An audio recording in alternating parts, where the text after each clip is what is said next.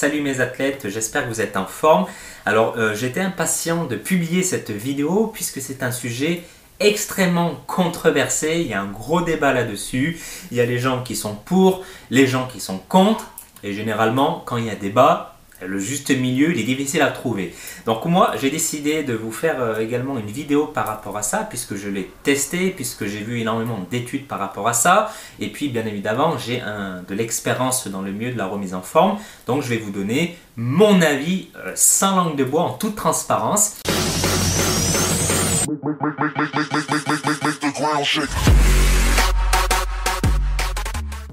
Alors la première chose que vous devez savoir, c'est que notre corps utilise les trois principaux macronutriments qui sont les glucides, les lipides et les protéines comme source d'énergie. Mais bien évidemment, il a des préférences. Le corps est très friand des glucides. Les glucides sont en quelque sorte le carburant, un peu le carburant de votre corps. Je le compare souvent à l'essence qu'on met dans une voiture. Et d'ailleurs, petite précision, votre cerveau est très friand du glucose, c'est pour ça qu'on dit qu'il est glucodépendant, c'est-à-dire qu'il ne peut pas utiliser d'autres sources d'énergie que le glucose.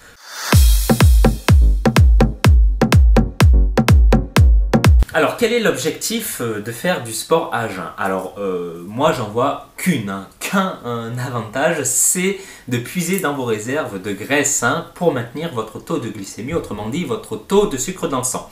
Donc ça, c'est une vérité. Ça a été prouvé.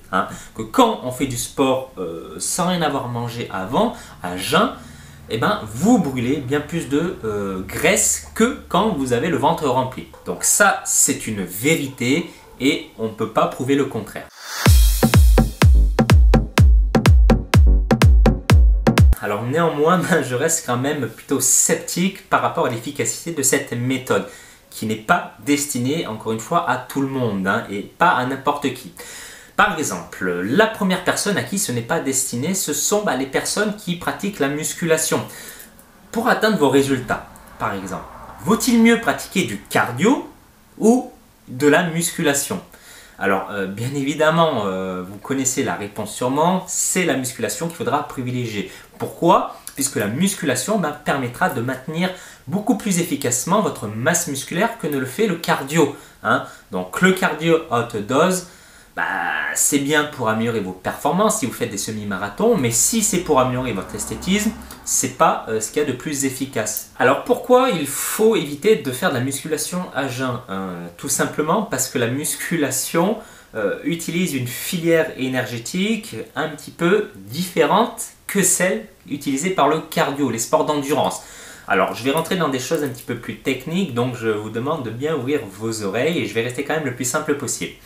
En musculation, même en général, il y a trois filières énergétiques. Les filières énergétiques, en fait, c'est un système que votre corps a et qui permet de fournir de l'énergie à votre corps par différents biais. Alors, il y a la filière anaérobie à lactique, la filière énergétique anaérobie lactique et la filière aérobie. Donc en musculation, quand vous vous entraînez majoritairement et que vous ne faites pas des épreuves de force, vous n'êtes pas des entraînements de force avec des très courtes répétitions, là vous utilisez la filière anaérobie lactique. Et cette filière-là utilise principalement comme source d'énergie les glucides.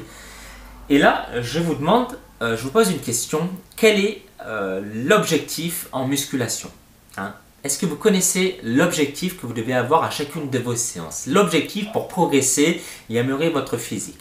L'objectif, je vais vous le dire maintenant, c'est de progresser à chaque séance. C'est le principe de la progressivité.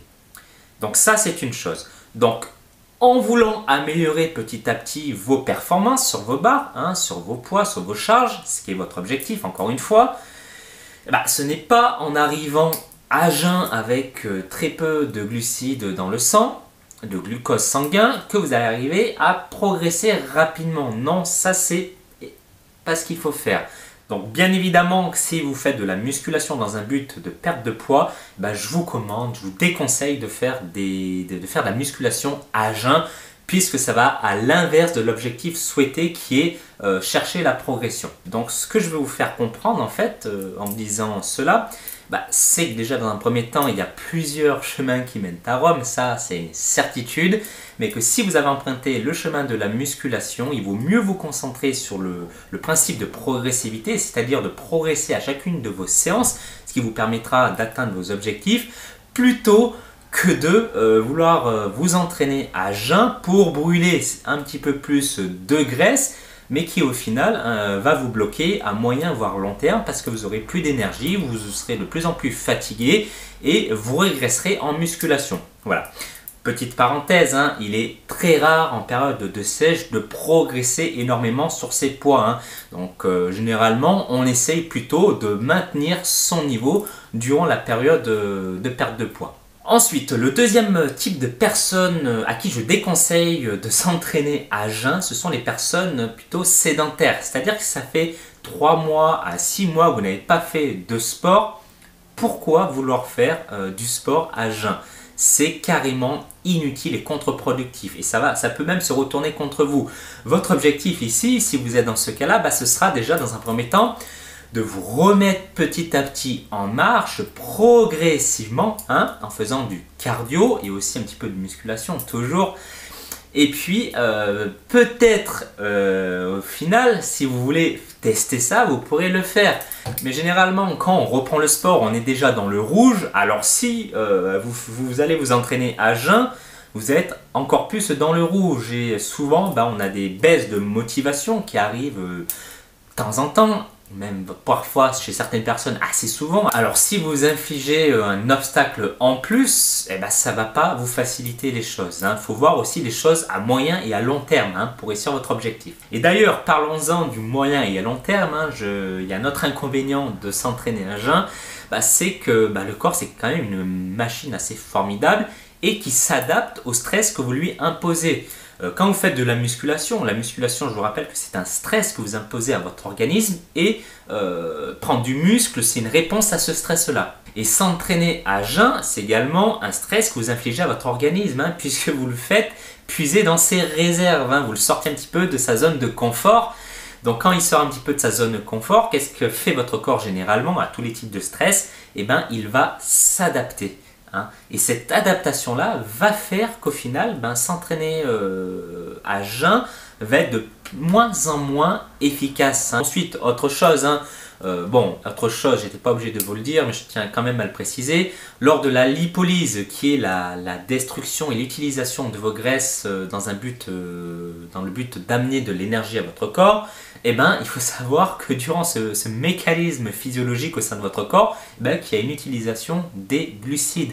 Donc si vous mangez pas assez de glucides durant vos repas, à terme, ça peut ralentir ce mécanisme et le rendre moins efficace. Pour résumer, si vous voulez choisir la meilleure manière de perdre du gras, c'est-à-dire la musculation, je vous déconseille de vous entraîner à jeun. Et si vous commencez le sport depuis seulement quelques jours et que ça fait longtemps que vous n'avez pas fait, je vous déconseille également cette méthode.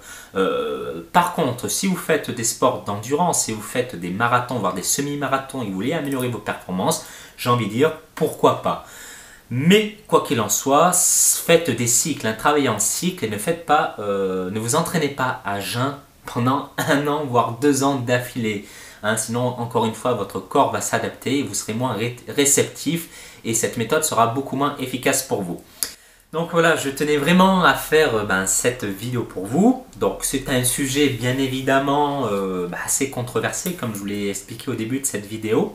Donc si jamais vous avez testé l'entraînement à jeun, faites-moi partager votre expérience. On est là pour débattre aussi, pour échanger des idées, des avis. Il n'y a pas de mauvaise réponse. Encore une fois, tous les chemins mènent à Rome. Encore faut-il choisir le bon chemin pour vous et uniquement vous, la personne unique dans ce monde. Donc si vous avez aimé cette vidéo, vous pouvez mettre un petit pouce bleu en dessous de la vidéo. Ça me fera énormément plaisir.